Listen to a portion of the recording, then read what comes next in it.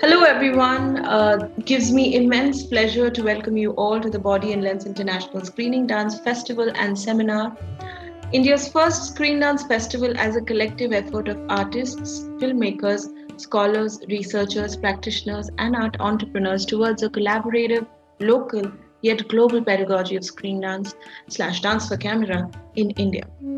We would like to thank all the filmmakers and their team for sharing your films with us and trusting us with them.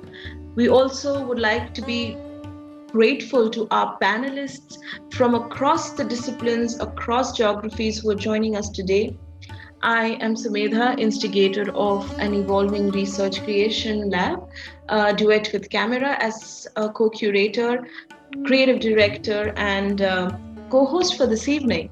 Joined by my wonderful colleagues, Dr. Urmimala Shorkar, who has conceptualized this festival, Kaushik Poddar from Sastrika Unit of Performing Arts as the main organizer, partnered with Leo Lions Film Production. We thank our outreach partners, World Dance Alliance, Nartaki Web, Kala Swabhivyakti, and AKS Art India.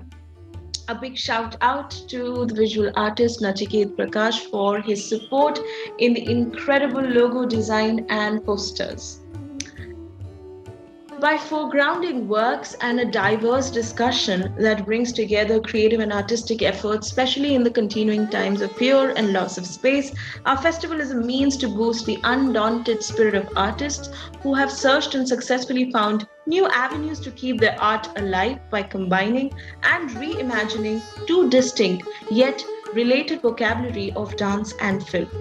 Some of the questions we would like to address also in the course of 2 days: how can we better understand this triadic relationship of the camera, the body, and the space?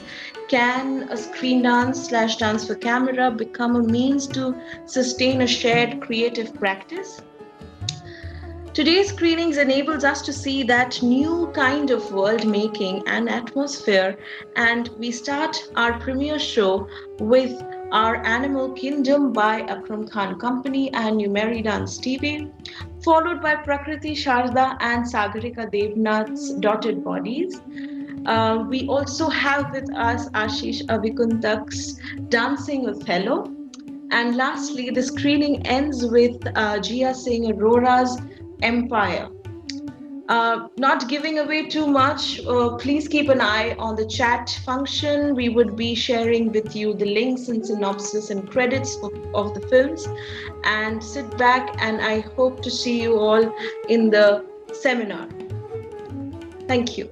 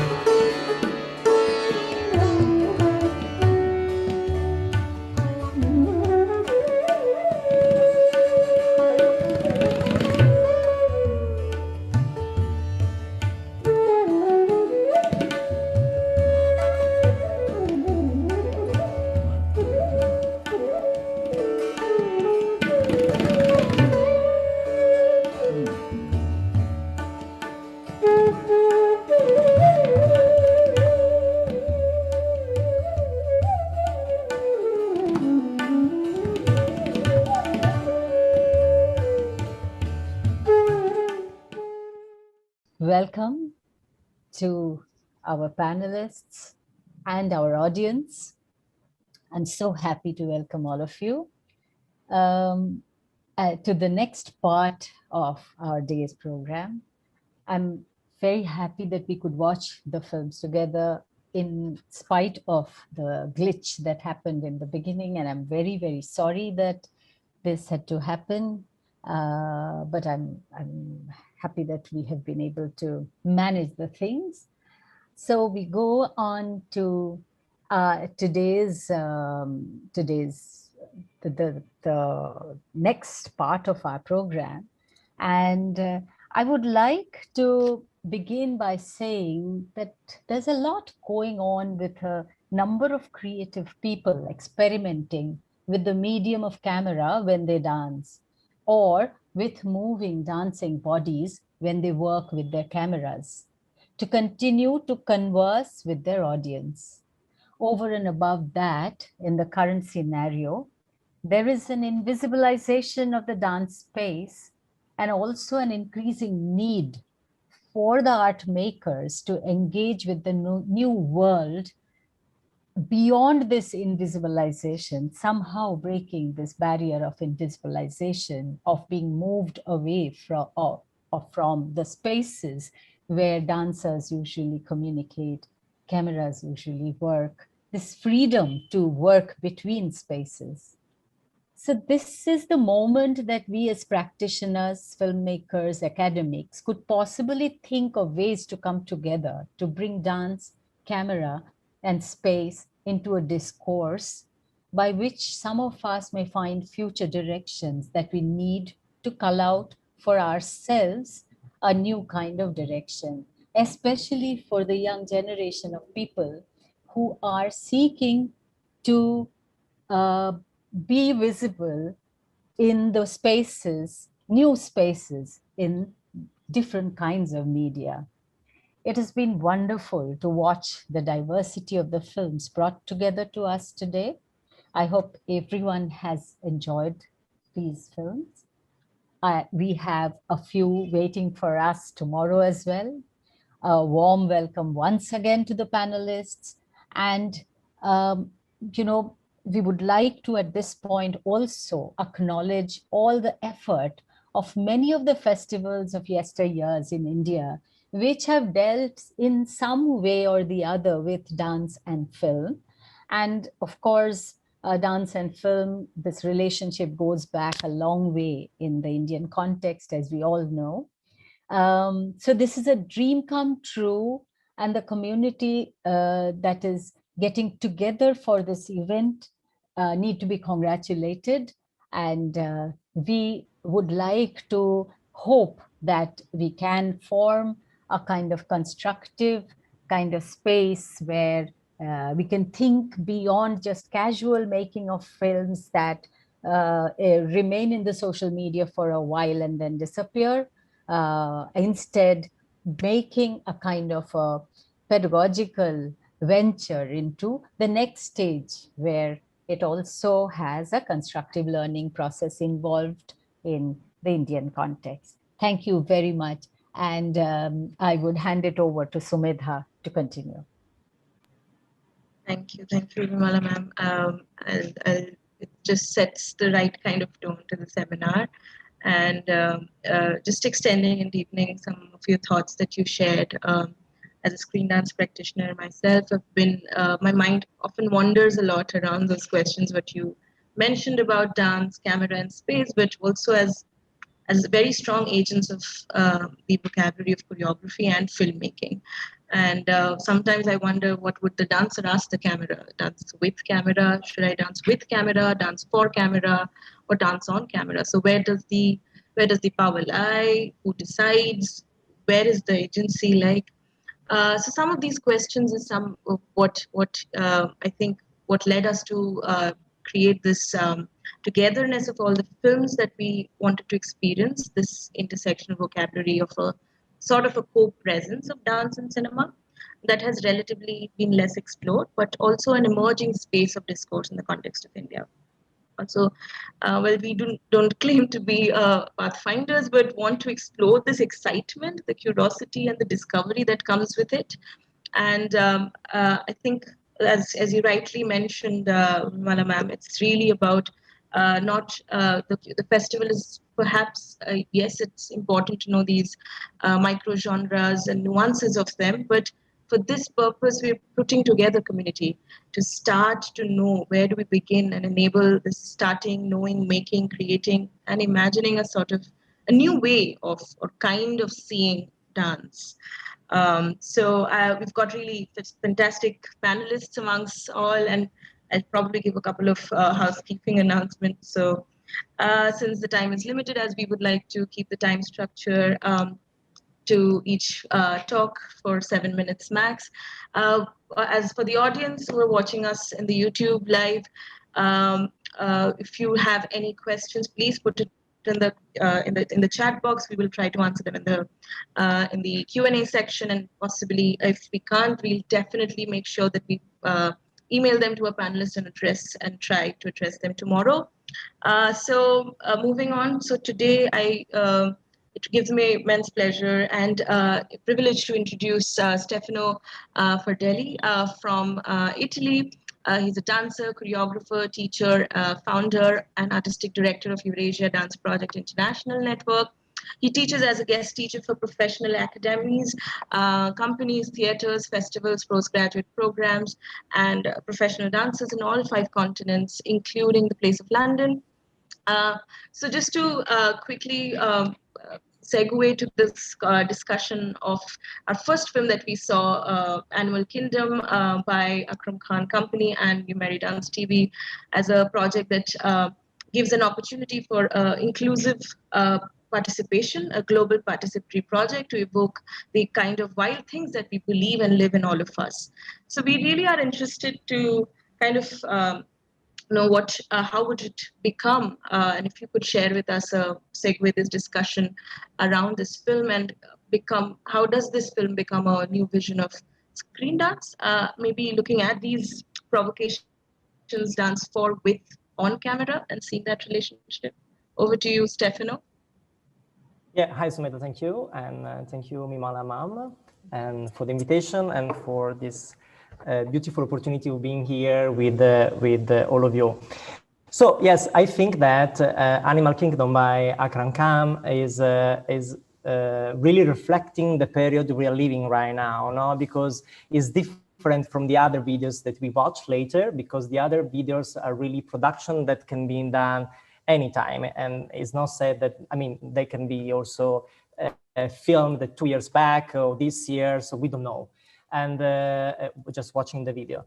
And this Animal Kingdom is really, is one of the positive things that brought to us the pandemic, no? So to explore this new way to work together through the online platform. So who didn't do a project like that between us as organizers? So we discovered that through the online platform, we can put together different countries, different cultures, different people with different background, and so explore a single topic all together from different corners of the world.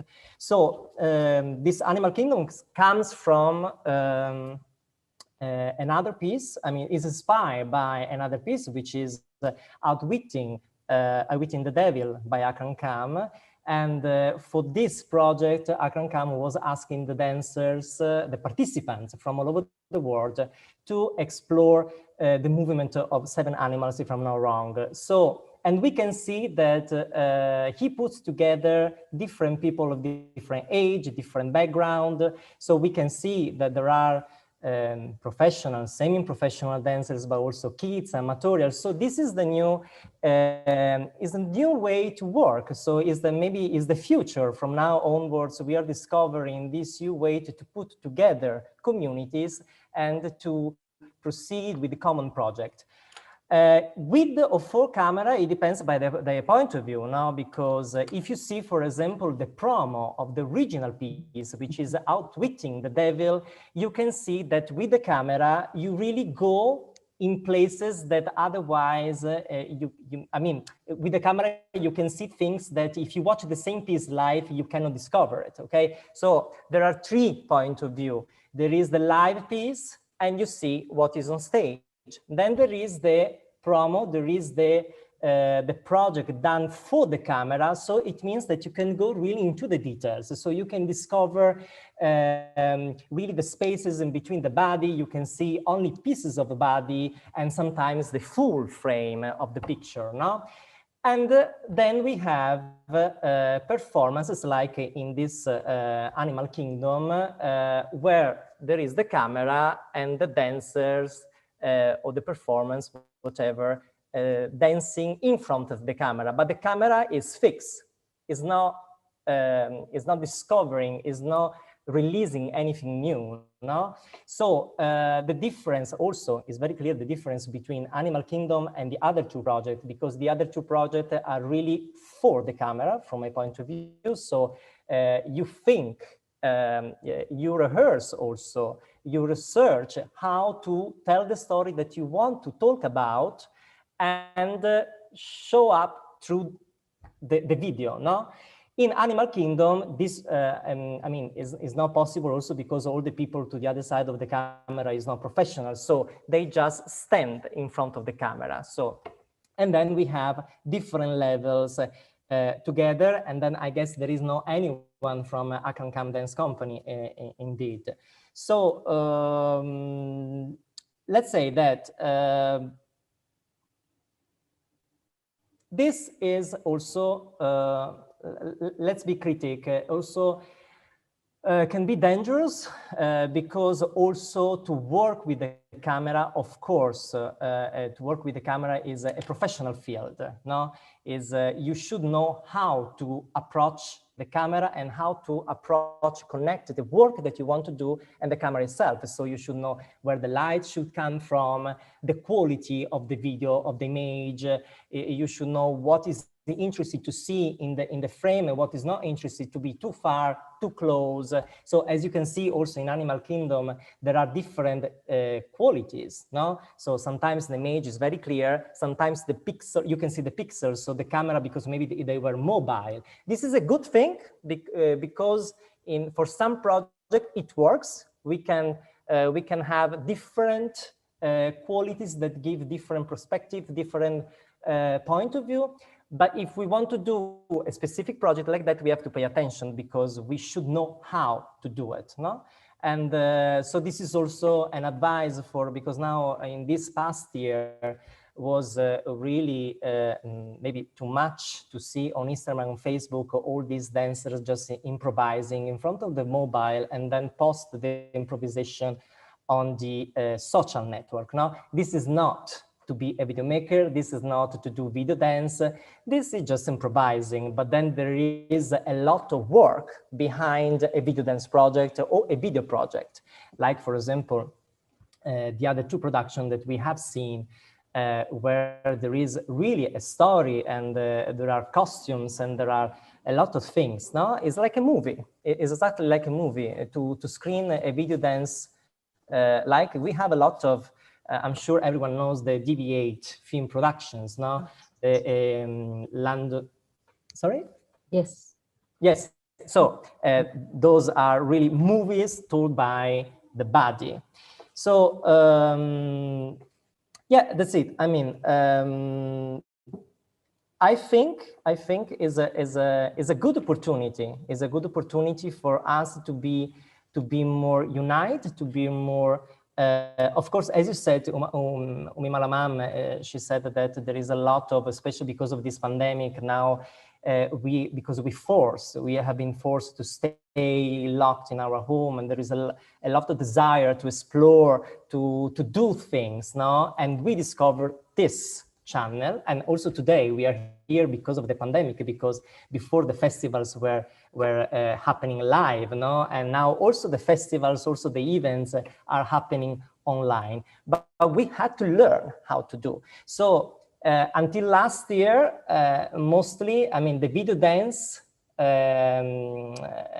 productions were very less because mostly we were live, no? So of course there was the video dance field, but was not used so much. Now, because we have been forced to don't perform live, but transfer everything on the screen, now we are starting to learn how to do.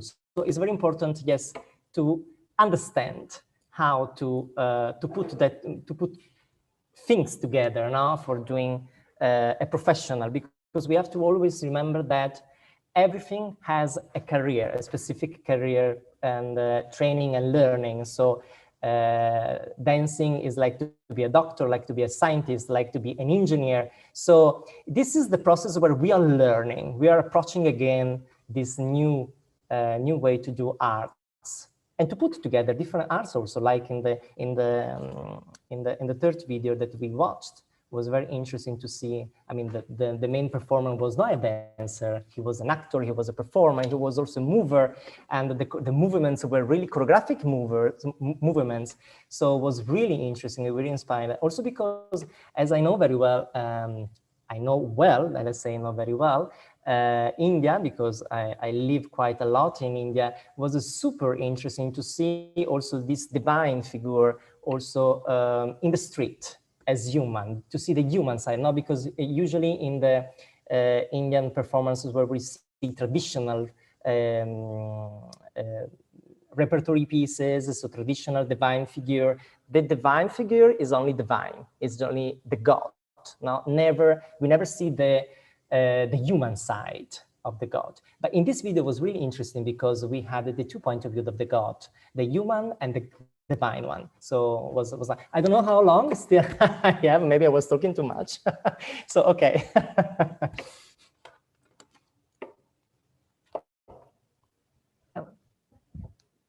Thank you so much for these insights. And it's really interesting that I was just thinking that, you know, the next film, when I talk about this, about the film, The Dotted Bodies, which is by two emerging artists and art makers, Prakriti Sharda and Sagarika Devnath, who ask a very provocative question.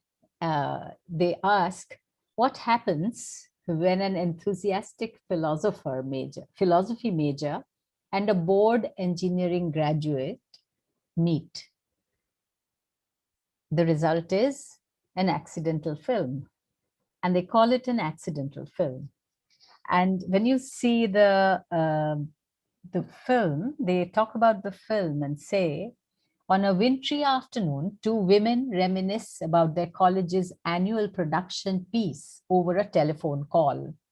They recall how they slowly lost control over their own bodies while performing a piece on the 7 sins, supported by a dimly lit stage and blasting speakers. 4 long summers have come and gone, and since the event, and yet, these 11 dancers continue to safeguard the melancholy and desolation derived from a stage far, far away from their homes, with a cacophonous doom lingering beneath their movements. The dancers reenact in this film their rehearsals from the summer evening.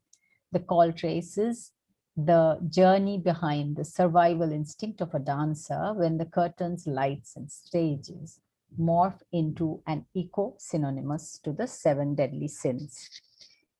It's interesting because to continue on what Stefano was mentioning, very importantly, that, you know, in the second film, it becomes very evident that the camera is seeing many things that are almost like an imagination coming live on camera and within the film. So it adds layers to what the performance may have been on that day and what went on inside them in the dressing room, in the rehearsal space. And it almost gives you a surreal feeling of, you know, a kind of a space that's not really the reality of that show, but something that they carry as the feeling after the show that had a particular kind of a presence of that particular day. So the memory and the camera actually work together to create this piece, and it's very interesting to see. I wanted to ask Sumedha at this point, Sumedha, when completely new layers are added to the way it can start making new meanings and trigger different ways of creating additional imaginative paths for the audience. Because I think this film actually makes us imagine different things, takes us in different places. And for us, it may not be the same space that we were in while seeing it. Because it is no longer just the performance, but all the new nuances that the image, the camera, and the lighting can create. Would you like to comment a bit, Sumedha, on this?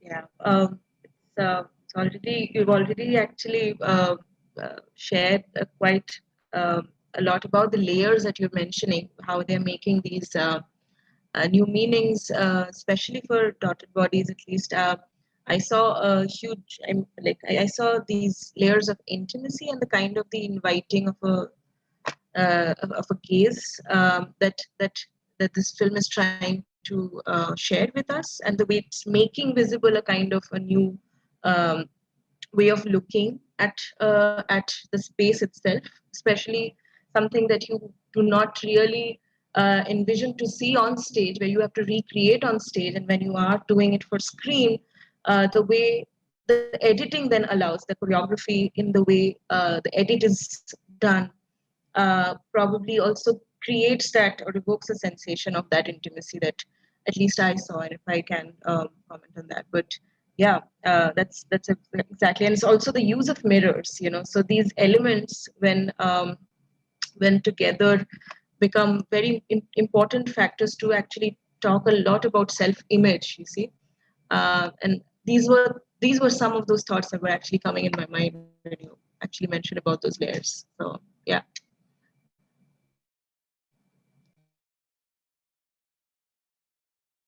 Uh, you're on mute. Sorry. Um, so shall we, may I invite Ashish Vikuntak to be there? Dr. Vikuntak, I would like to extend a warm welcome, and to you also. And Ashish is amongst us today, and it's our privilege to have watched his film. He's a filmmaker and a cultural anthropologist, and he is one of the Future Greats 2014 by Art Review. He has been making films for more than 25 years.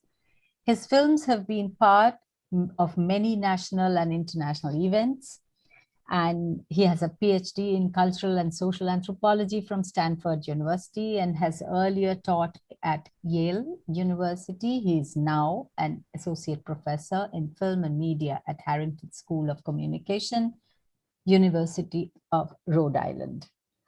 Ashish,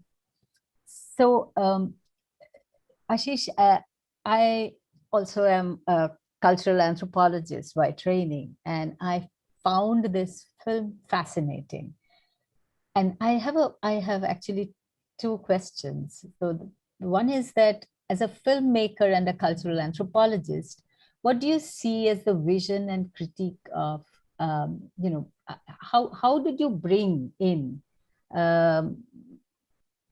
these two things, the experience of a traditional art, and at the same time a kind of the art existing in the current city space?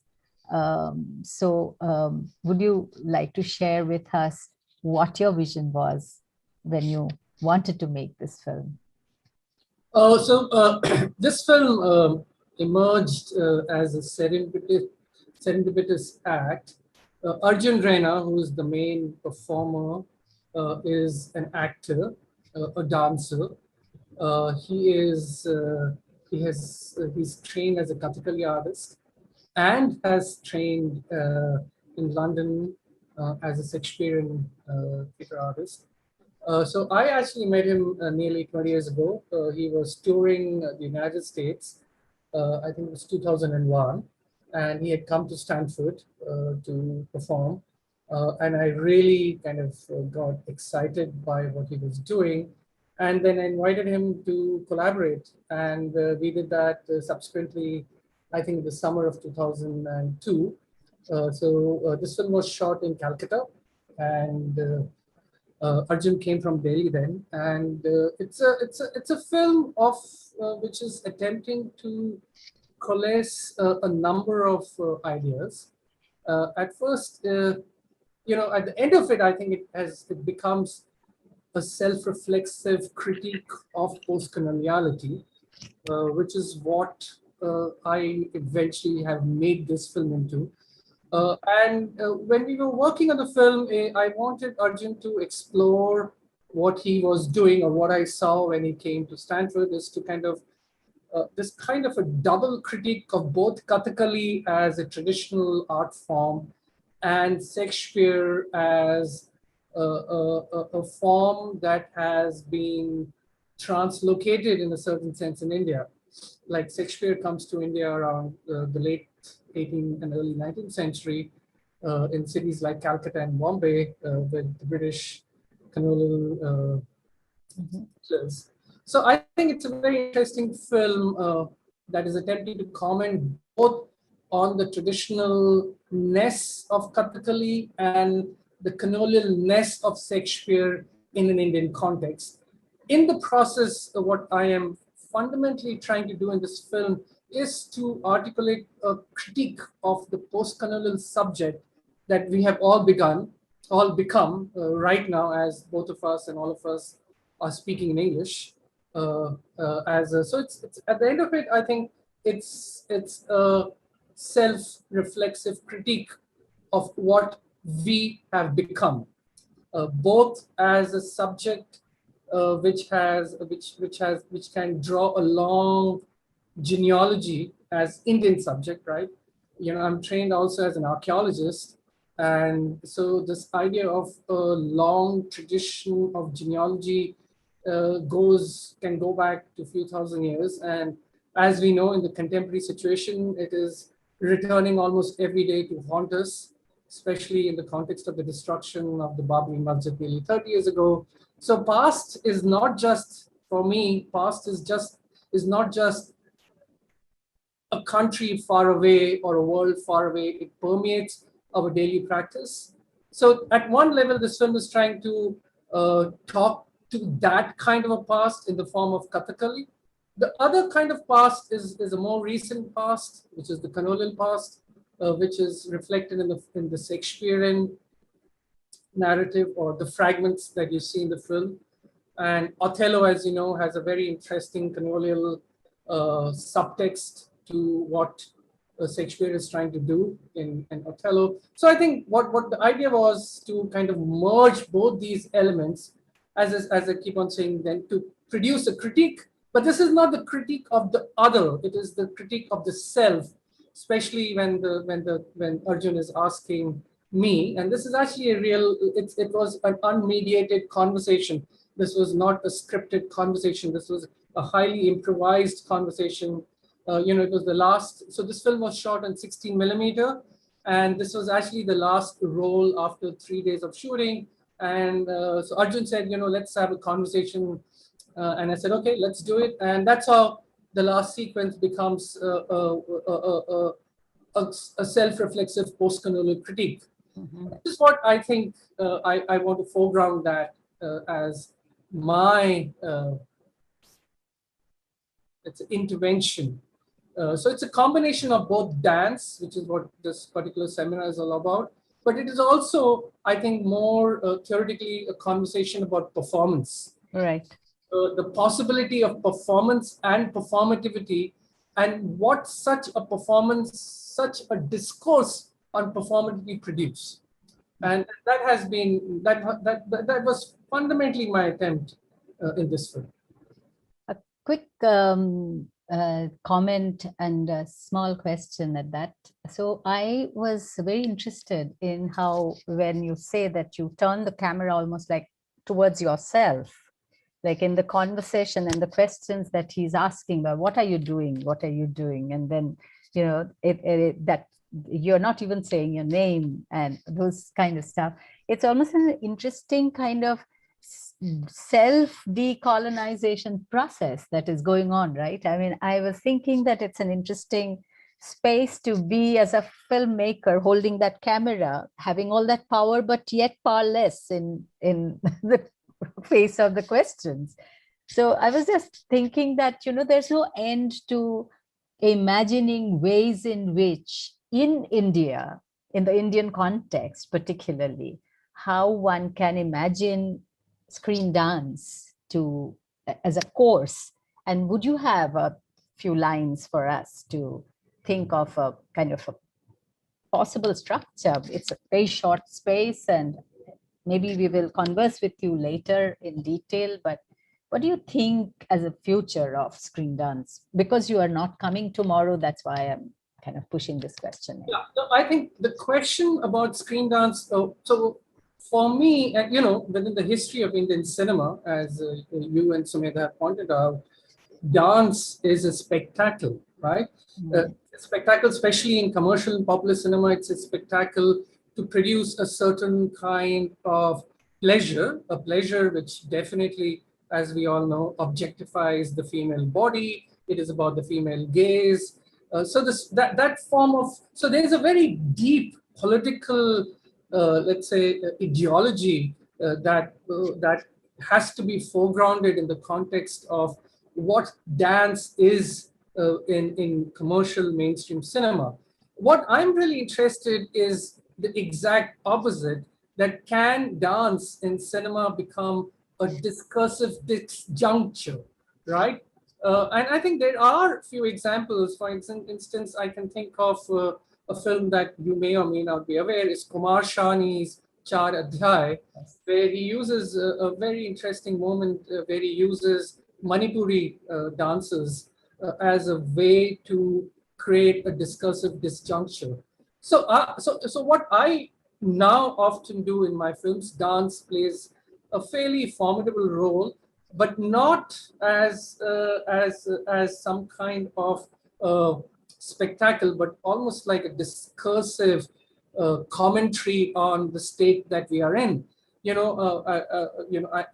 me also talk about it. This is not, I think, for us in India, the situation is not just that we are going through a COVID-like situation, but we are in an extraordinary political situation where democratic rights have been snatched at the drop of the ball. And so I think in this kind of context, cinema, especially cinema that we are now seeing in streaming videos and streaming online platforms, kind of almost groveling to what the state is suggesting. So for me, I think what happens, that was a detour. What I'm trying to say is that dance then can become a deeply political moment in a film. And I think if I would teach something on screen dance, frankly speaking, it would be more theoretical, thinking about, for example, the ontology of the moving body. And here, for instance, one can think of Heidegger, one can think of Deleuze, one can think of a few other phenomenological theorists who speak quite in a deeply theoretical way about what does the moving body do, and then subsequently what does excuse me, a curated or a choreographed moving body do. So I think if I would ever teach a course, it would be more within that framework where work with a group of dancers, and I can kind of introduce them to a more robust theoretical form. And this is not just from the Western theoretical sphere, but also the importance of dance and the moving body. I mean, more than dance, I'm thinking of the moving body, the performative body, that is so fundamental to Indian thinking. For example, you see the moving body even in static iconographic sculptures of Indian architecture. You see the moving body even in pre-Hindu Buddhist forms. So I think the body, the seminar is on the idea of the body and the lens. The body is a very, let's say, the performative body is intrinsically important to the Indian civilizational thinking. And I think if, again, I would probably create a discursive friction between the Western ontological theoretical thinking and the Indian performative practice. Thank you so much. Thank you, really. I hand over the mic to Sumedha. Sumedha, please go. Thanks. Yeah, sure. Okay, next today we have Douglas Rosenberg, and I still remember the day I sat in the library reading his book, Inscribing the Ephemeral Image, and I slept in the library itself. So Douglas Rosenberg, was to introduce an MFA from the San Francisco Art Institute, as a professor in the art department at the University of Wisconsin-Madison. He is an artist and a theorist working with performance, video, and installation, whose work has been exhibited internationally for over 30 years. He's also published by Oxford Press and the Oxford Handbook of Screen Dance Studies, as well as a founding editor of the International Journal of Screen Dance. And yeah, so today I'd like to invite you to share a little bit about Gia's Empire film that we watched today, which just to quickly share a little bit, Empire has a dreamlike narrative in which a young woman goes on a strange journey, encountering herself and her own struggles. What is that inner conflict? Who is the seer? Who is the doer? So Gia is a filmmaker, performer, and dancer herself. So as a screen dance theorist and artist, what would you envision and critique see a critique of the pedagogy for screen dance? If I can hand it over to you, Douglas.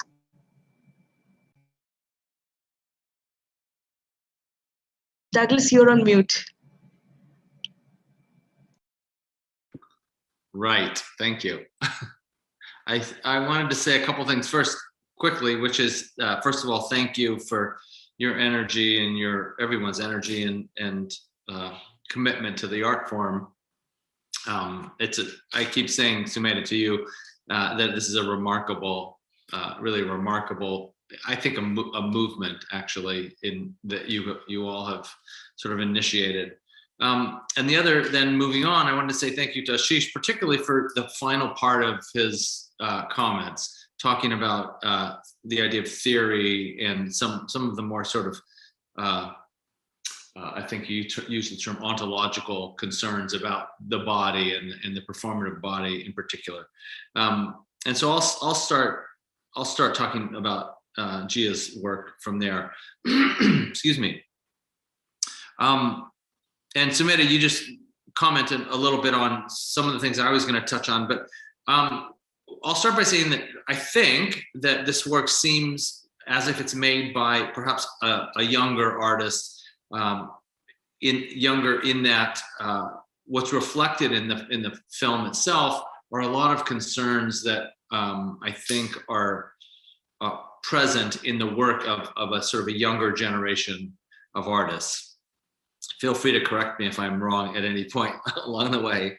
But what I noticed is from the very beginning is a woman sort of watching herself, sitting outside of herself, surveilling herself and images of herself sort of projected outside of her own body.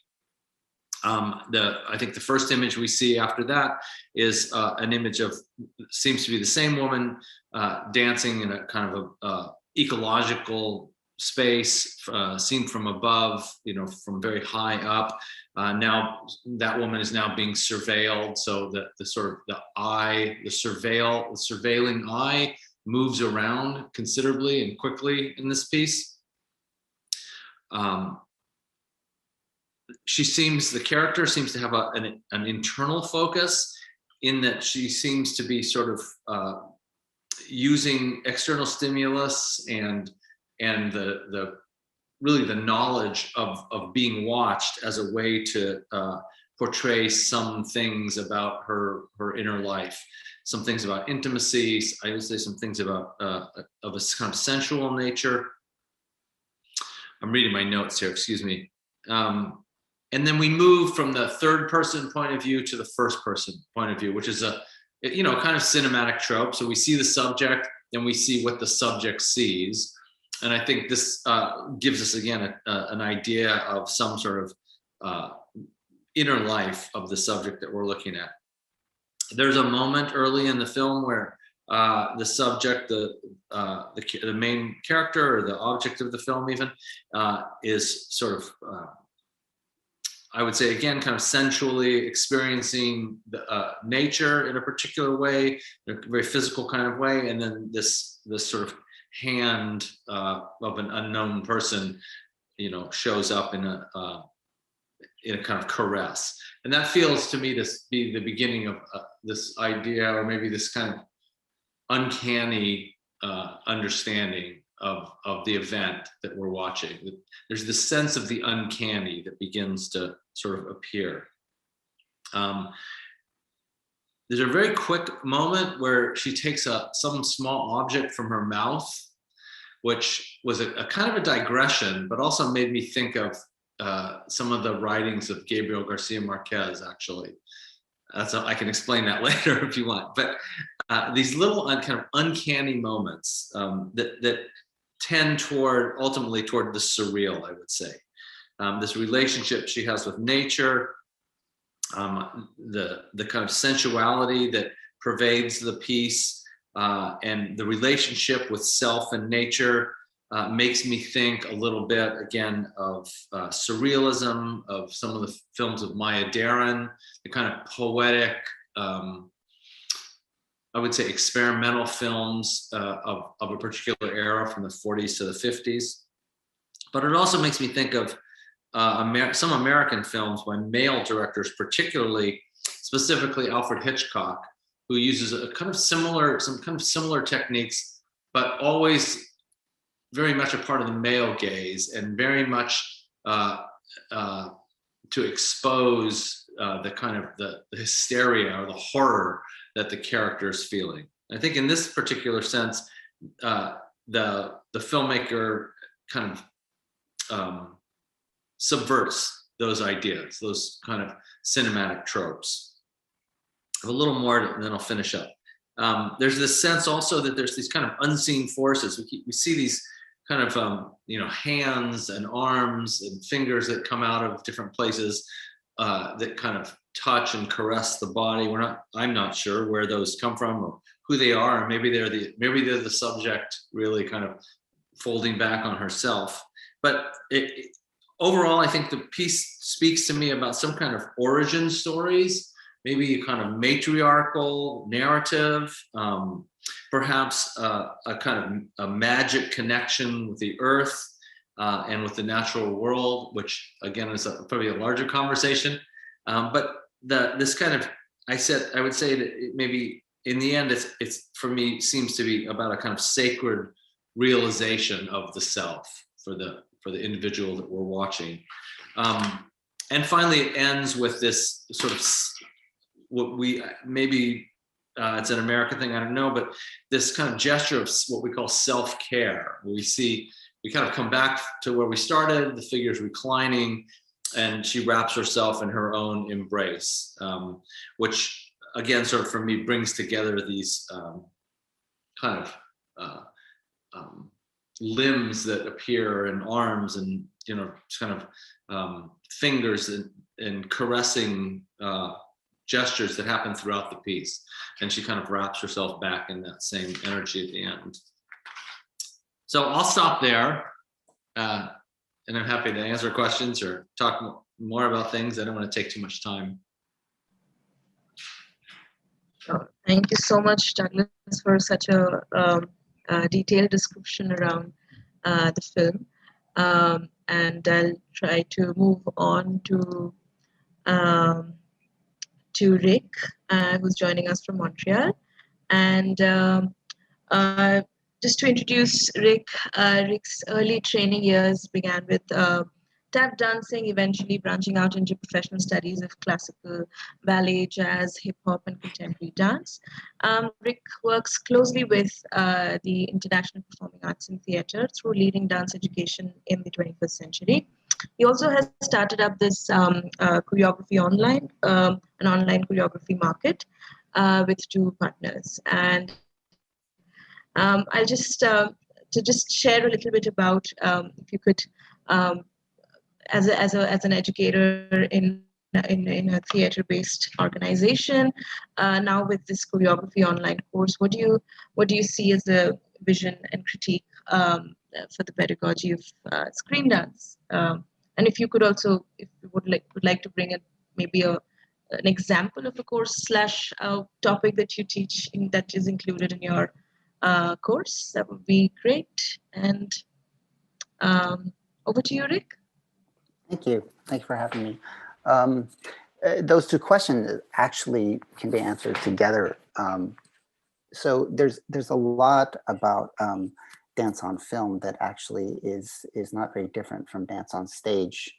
And I think Stefano, we're just adding more, we're adding more elements. And I think Stefano mentioned some of it. The fact that the camera can zoom in, can zoom out, that's another element, but it's a lot more than that. One of the things that we teach is that context is everything, and that not all situations are created equal. And so when you add a camera, you know, you have to think about, well, what am I making? Is this a film with dance in it? Is this a dance film?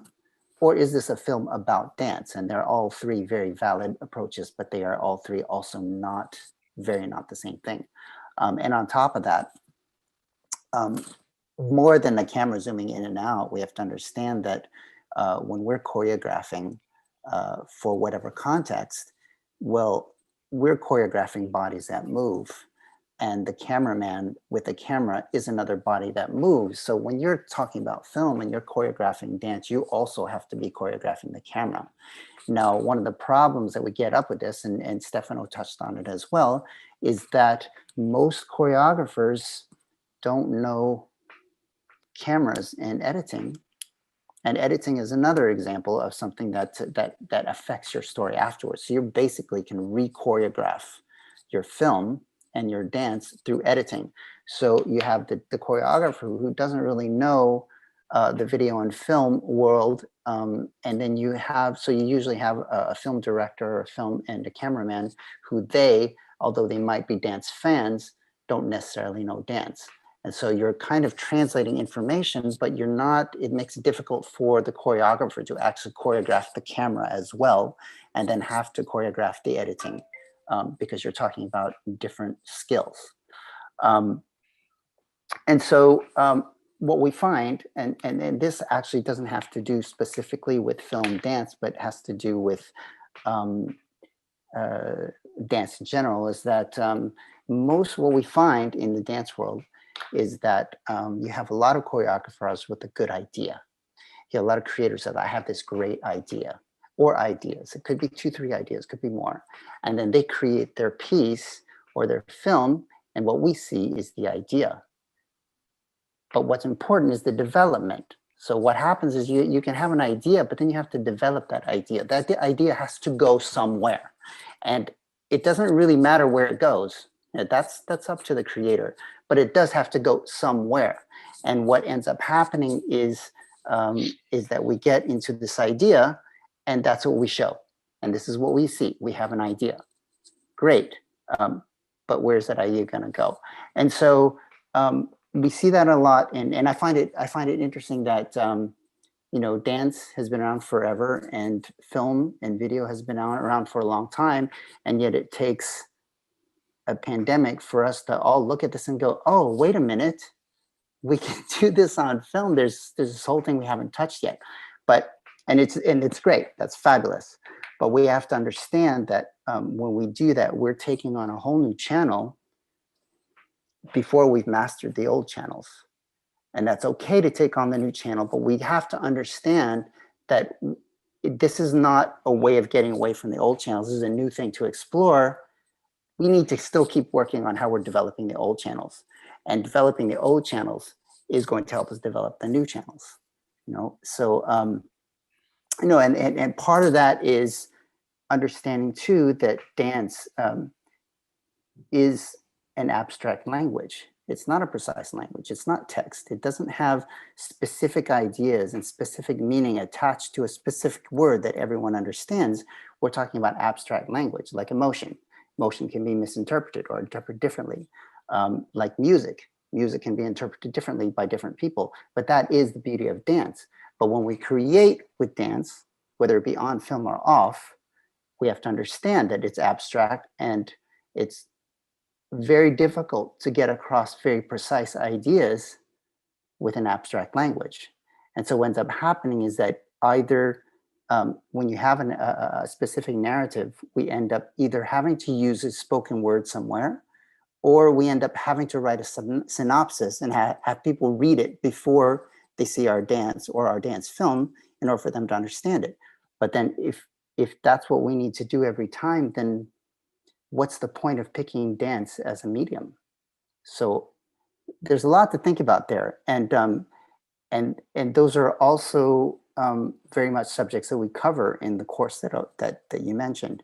We do teach a lot of that, and then we apply it in practice. You know, the course is not just lecture, the course is work as well. So so yeah, that's, I mean, I guess that's a lot. I don't know if I've overstepped my 5 minutes, but that's my what I have to say.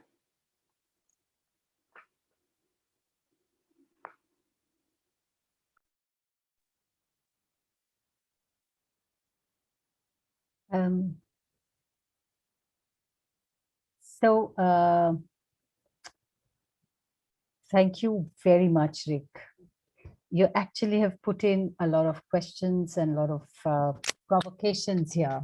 And I was just writing to Sumedha, I was making points and I was just writing that we need a transcription of this particular seminar. At this point, a lot of questions are gathering and we need to have these together for us to create a very, very important script together and probably share amongst all of us to kind of continue this conversation. Thank you very much. We move on to Sanjay Roy, an entrepreneur of the arts, very, very well known to all of us in the arts world in India and perhaps all over the world. He is the managing director of Teamwork Arts. He works closely with various industry bodies and government on policy issues within the creative industries and cultural sector in India as a co-chair of the Art and Culture Committee of the Federation of Indian Chamber of Commerce and Industries, and an advisor to the Arts Council of England Diversity Board for Theatre. He has lectured and he continues to work in collaboration with several universities worldwide. Sanjay, a very warm welcome, and I am so glad that you could make time for us to join us in this session. I have a question for you. I know you said that I would listen more than I would speak, but I wanted to provoke you into thinking and contributing to this conversation I wanted to ask you that as a person deeply invested in the arts and arts-related development, how do you see the future of dance for camera as a training program within university settings in India? What is the requirement, if at all? Is there a requirement you think we could create? What would be the strength that the pass-outs would claim as new expertise? Sanjay, over to you.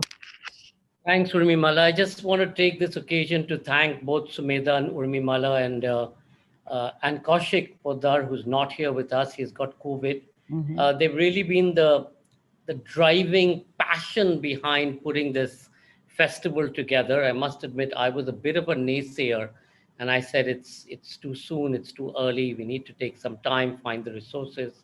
But the fact that you all have put it together, and I was so enthused when I saw the films that were screened all the way from 2002 to now. And that really in many ways celebrates everything that we've come together for. I also want to pay tribute to Astad Debu. Astad Debu passed away. It was his birthday a couple of days ago, and Astad Debu understood the need to film his work. So he had a film language. He had everything that Rick talked about. He was the choreographer, he was the dancer, he was the costume designer, he was the cameraman and the director of the camera, he was the editor, he was the sound recordist. And in many ways, Rick, he actually embodied everything that you spoke about.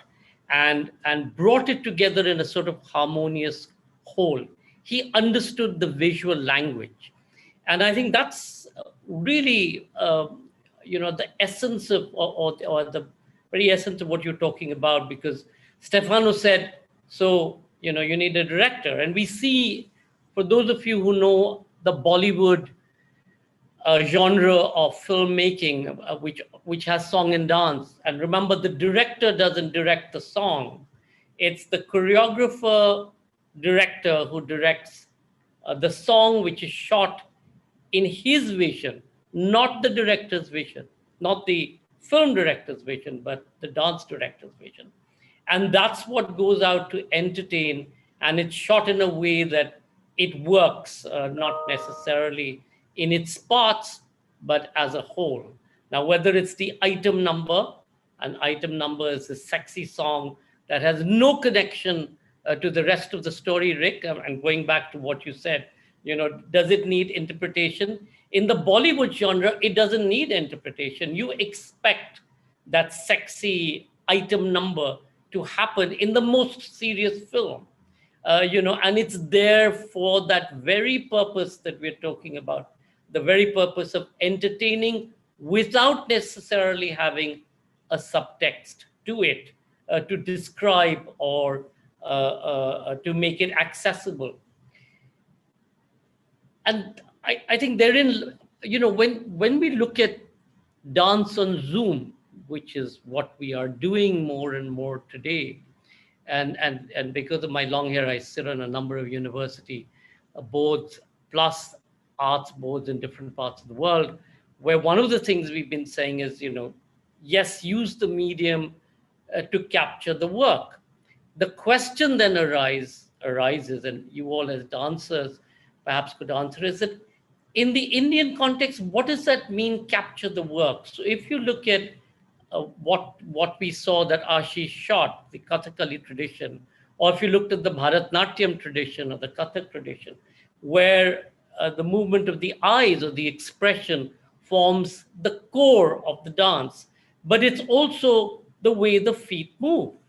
It's the foot movement, and it's also the hand movement. Now, if you were to distance yourself from the Zoom camera and stand at the end of the room where you're able to do all of that, you're such a tiny piece on this Zoom board that it can either engage with your feet, nor can you engage with your hand movement, nor can you engage with your expression. So when it comes to dance pedagogy, therefore, in the training process, how do you do that? Today in India, for example, and in many parts of Asia, the growing trend in the national education policy is to include the performing arts or the classical performing arts, theater, music, classical dance, traditional dance. Now, if you're looking at that and you're looking at imparting classes, we did an analysis some years ago where it showed that we needed to get everybody accessible to a dance teacher or a theater teacher or whatever. You needed 2 million dance teachers and theater teachers, which would take 20 years to train to bring to the fore. And therefore, one of the ways to be able to do it was through technology, where one dance teacher could address many students, which then brings us back to, so what's the relationship between dance, the camera, as Rick and Stefano have said, the choreographer, and the cameraman, or even if it's a static Zoom, what is the relationship between them and the dance that you're showing? And therefore, how do you bridge that gap? And it's a chasm, it's not just a gap between what we're seeing today, which is a contemporary in many different forms, even if it uses a classical form like Kathakali. It's a contemporary telling of a story, and of course it's a story that we're telling. The entertainment aspect of dance and the more traditional forms of dance that we see in different cultures. I mean, earlier this evening, I was inaugurating a different cultural festival, which was a cultural film festival. And they showed a film on a dance from Malaysia and Thailand, where they showed the inception of dance from this particular tradition from the 16th century, which they were trying to the story was wonderful. It's about this queen. This king comes to see this queen in a different state or different land. She tries to entice him to stay back. So obviously she's being seductive. He goes away because he can't stay on. And he says, but every year I will come back. So every year that king has to come back to this kingdom, blah, blah, blah. But the way they do this is that they try and take away the erotic element or the sexuality from the dance, because now it's being interpreted in the Islamic tradition of dance in this country. So complicated again. So when you look at all of these complications, and there are many, and we can continue to debate that, how then does digital, or this new digital movement, help us, one, discover, two, educate, three, propagate in terms of, can we do more of this? Can there be more dancers? And four, become a platform in the way that we saw a little while ago, a platform where new work gets premiered. And that new work getting premiered, more and more one is seeing. I've seen some wonderful work over this last year or so. I've seen some horrific work in this last year or so. So both good and bad. But we know that's what you do in the real world. And one of the projects that I'm involved in is with a group in the Bay Area.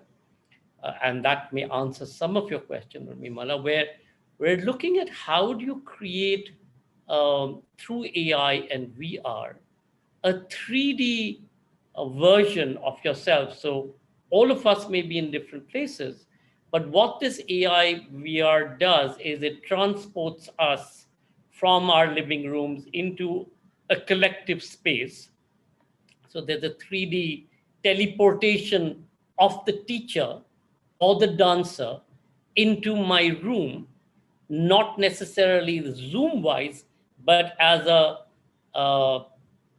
physical embodiment of the dancer. Now, if that was to come to pass, and technology is really changing, and right now you can only teleport 10 feet. So you can teleport me 10 feet from where I am. But at some point of time, if that comes into being, then you can see what Ashish has done and what all of the dancers have done today, what Douglas was talking about in terms of analyzing the thing.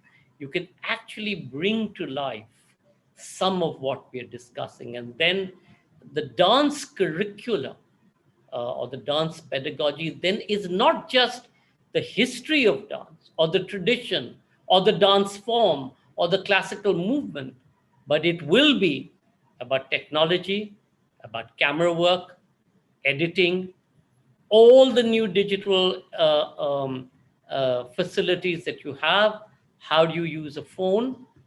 But then in the short term, what we will see is the chasm between those who have access to bandwidth and those who don't. So the poverty now in the dance space will be this. Do you have access?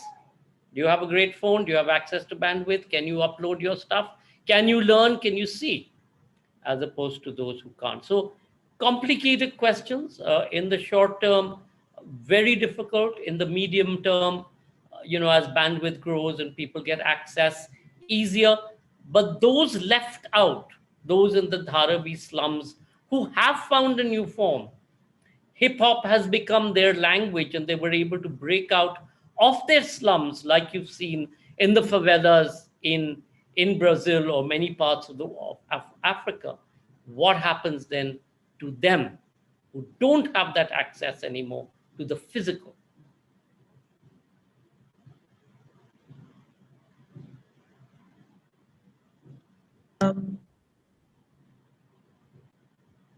Should I move on? Okay. Thank you so much, Sanjay sir, for giving this very holistic description of how could we envision a dance and technology curricula. Um, Moving on, and I think we're also coming to the conclusion of this panel discussion, is to welcome a more pointed question to you, David. Um, so just to introduce before, David is an MSc Dance Science at the Trinity London, and a PhD in Dance Studies program at the York University, Toronto. David served as a course director at the University of Calgary, where he also taught dance and performance history, aesthetics, and dance and film. So it's sort of like a way to link today's session to tomorrow, which would be more focused on the pedagogical understanding. I'd like to ask you, and maybe if you could, as an educator yourself, if you could share what would in a screen dance pedagogy, what would you, if you could also share with an example, maybe build that discussion around a course topic you teach, and also seeing that equation between the academic and the practitioner. And if you could share a little bit about that. David, to you. Yes, thank you. Thank you so much. Thanks for having me. It's a pleasure to be here. Can you hear me? No? Hold on. I can hear. Yeah? You Yeah. can hear me? Yes, I can. Okay, good. You Can can't? everybody else? No, it's very It's feeble. very soft, David. Maybe if you How about go now? into your Okay. mic and just Yeah, increase the I'll try. volume. How about now? Still very. I can actually hear with my earphone. It's very Oh, clear. really? Oh, we can't hear. I don't have my earphone. Mm. How about now? Very You muffled. okay there? Muffled still? Oh. Let me try to switch to the speakers, okay? How about now? Oh, very good. Great. Technology, the chasm. All the time. Yeah. Okay. All right. So I've prepared a little answer for this question, and then I'll just speak from my experience. So I feel like there's an urgency to make rather than to plan or reflect. So in some sense, modern day society encourages constant production and feeds into the screen dance artist or dance maker psyche as well. Everyone is eager to make a film and get it out there and enjoy the social media likes. With that in mind, I would love to see dance filmmakers learn a little more about the history of screen dance, the different techniques for filmmaking and production, equipment, and cultural and social significance of the produced work. I would urge every aspiring dance filmmaker to ask themselves the following questions. Why do I want to make this film? What do the characters in my film represent? And what do the gestures and movements in my film signify? How will my audience interpret the dancing, the visuals, and the ideas in the film? And where does my film fit in the larger context of screen dance? Dance filmmaking is never a linear process, but answering these questions can help guide the filmmaker in the direction where they're interested in going. When I was making my first dance film, it was simply born out of an idea of displacement and numbness with an urge for stability, love, and home. As we continued the process of production and filming, certain elements have changed, like the song, the choreography, and the spaces, for example. But the idea remained the same and the final product reflected it, which made it stronger, in my opinion. Now, when I'm teaching in my practice, where I've taught, for example, dance, film, and culture for an undergraduate course, it was built on cultural analysis of popular dance films in the 20th century. such as Flashdance or Saturday Night Fever, White Nights, and Black Swan. This process allowed me to understand dance film and screen dance from a cultural and aesthetic perspective, from the way camera angles are used to portray the dominance or the submission of a character.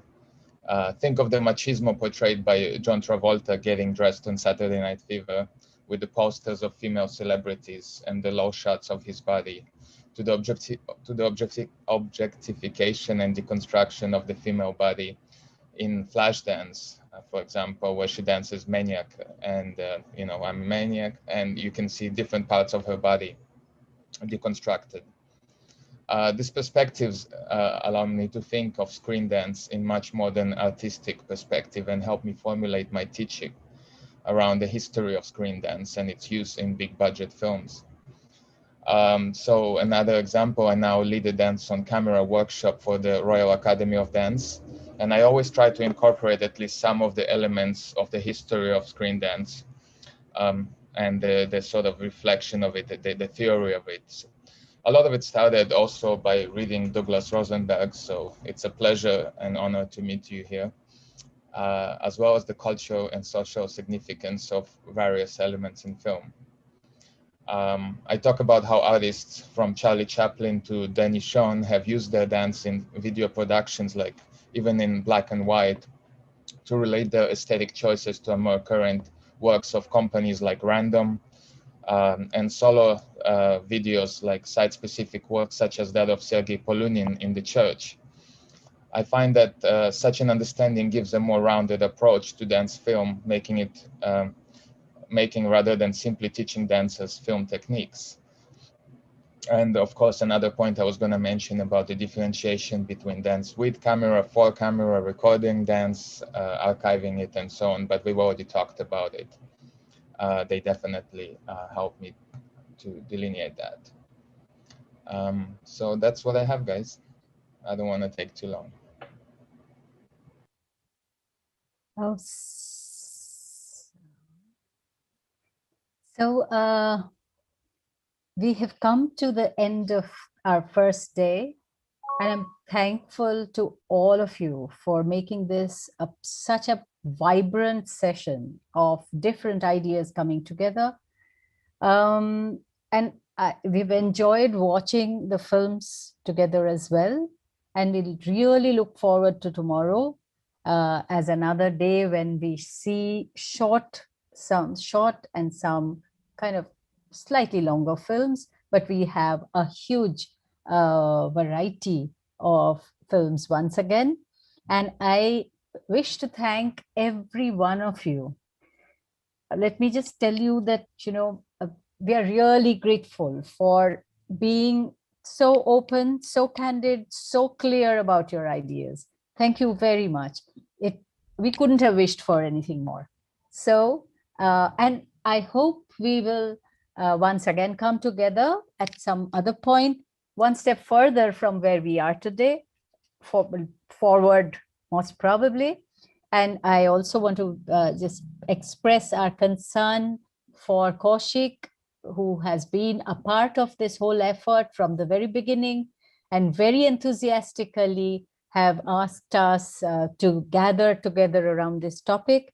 I wish him speedy recovery, and I wish him all the best for becoming, again, part of this community soon. Thank you very much, and bye-bye. For those who are coming back tomorrow, I know you have got instructions from Sumedha, and for those who are not coming back tomorrow, I'm really sad to say bye-bye. Sumedha, over to you. I think we have really interesting comments. I don't know whether we would have the time to have the last round of questions, but we do have quite a lot of comments, and we have one of the questions that I can pick here is directed to Ashish.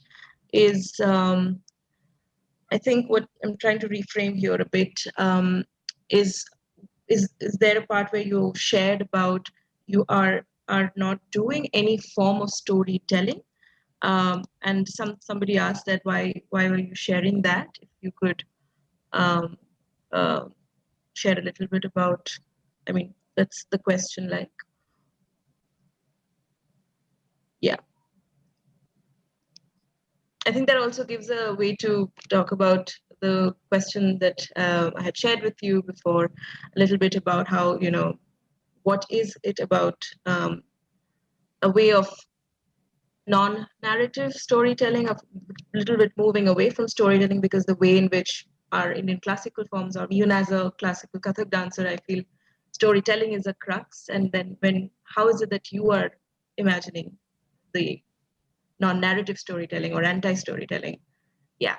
So Dancing Othello is a narrative, but it is not a story. Is it an anti-story?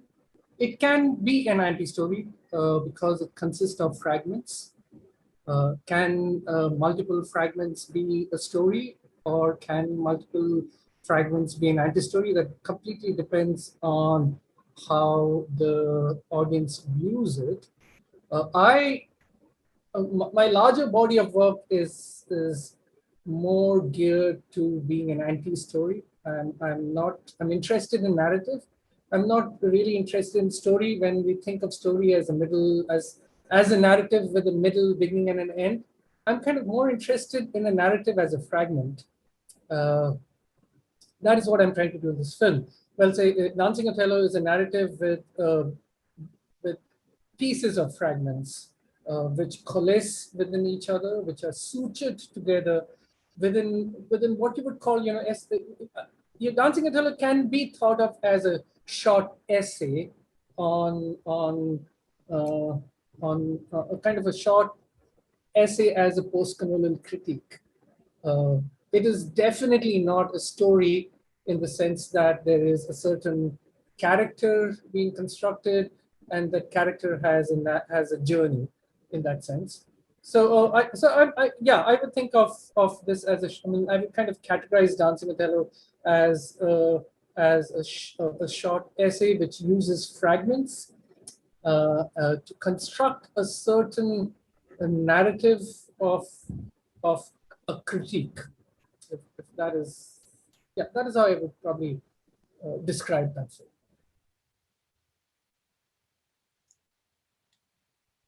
Thank you so much, Ashish, for answering that question. Urmila ma'am, do we? I think we can take one more question if you have any, because I can't see the questions. So one more. Sure. Dancing for camera requires self-realization from the eyes of the camera from different directions. So if any one of those it's actually directed to everyone here, requesting any of our panel guests to elaborate. And how do we stage an artist to understand this kind of an understanding of dancing for camera and the eye of the camera? How do we think about that? Maybe? I think I'm kind of basically re-articulating that question. It seemed incomplete, but yeah. So Does that, if this makes sense, then to answer it, we can. No, it does make sense. I mean, the camera being the third eye, the dancer or the choreographer or the director, and if the dancer is the choreographer and the director, has to become that third eye and has to make friends with the medium. It's finally about that. It is a new medium. When you perform in a live space, the interaction between you and the audience is very different as a solo performer on a Kamani stage or at Sydney Opera House or wherever it is. It's a very different experience than when you're performing in many ways by yourself with a camera, without an audience who's there in person, but you're still trying to communicate the very essence of the room, the very essence of your being, which as a dancer or a performer, you need to communicate. It is a complex process. So you have to understand lighting, camera, have to get your audio and sound sorted out. You have to know how the camera shows you. I mean, the camera shows my left profile differently from my right profile. My essence on stage is very different from my essence here. My voice on stage is very different from my essence here. So you have to understand all of that, see yourself. It's like when you're learning film, right? What do they say? Go and see 100 films. By the 20th film, you'll start seeing the edit. You'll start seeing how the film has been edited, how the story has been told. And then you'll start looking at every aspect of that film. So the one way to be able to understand is record again and again and again, every rehearsal, every second, analyze it, watch it. It's like what you do in sports. It's what you do in most other forms. It's no different. And it's a lot of hard work, and it's a lot of understanding about how the other person at the end, meaning I'm consuming it. So how am I understanding? It's like what Douglas, his critique of the performance. So that was his critique. It was perfect. It was wonderful. I could have a different interpretation of the same performance because we are watching it at separate points of time. I may watch it middle of the night. Somebody may watch it in the morning. Somebody may watch it hungry. So it's complicated, but it needs a lot of hard work.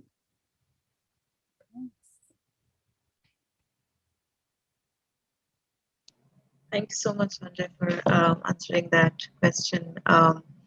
Anybody else, would you like to comment on that?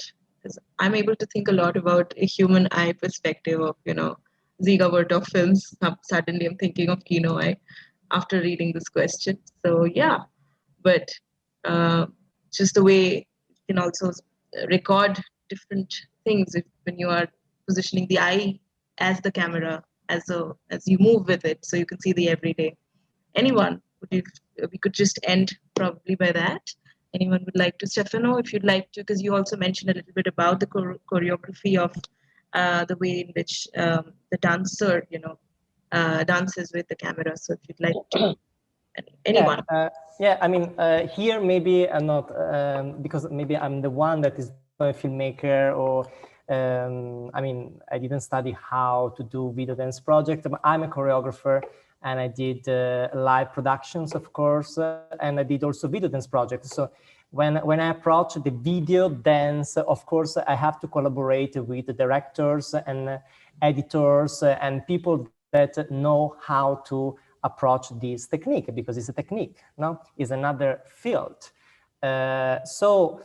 Yes, from my perspective, from my point of view, I would like just to extend what Sanjay Roy sir said, that with the camera, a choreographer can add things, and we can do things that otherwise we cannot show up on stage. No? So on stage, I have a certain limit because I can show, I can do until a point. No? With the camera, I can let the audience see something that otherwise was not visible. For example, like I was saying before, no?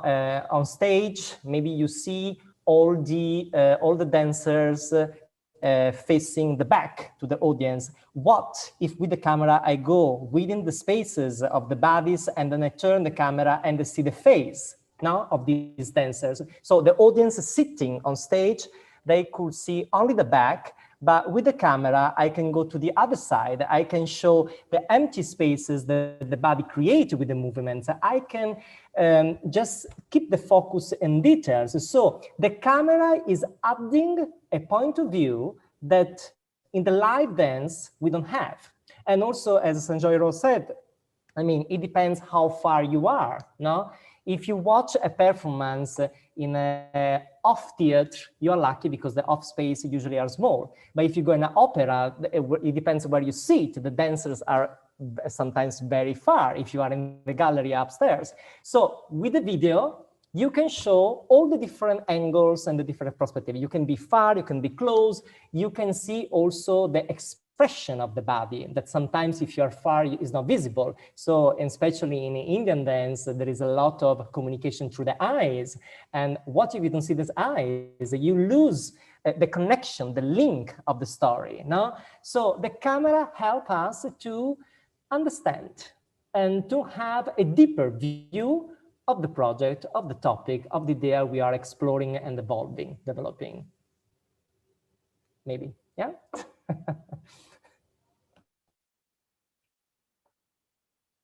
Urmimala, would you like to conclude the session? And I just want to add to what Stefano said. Sure. You know, we just finished this news, our last series of theater, which we've been, our archival stuff that we've been screening as a season.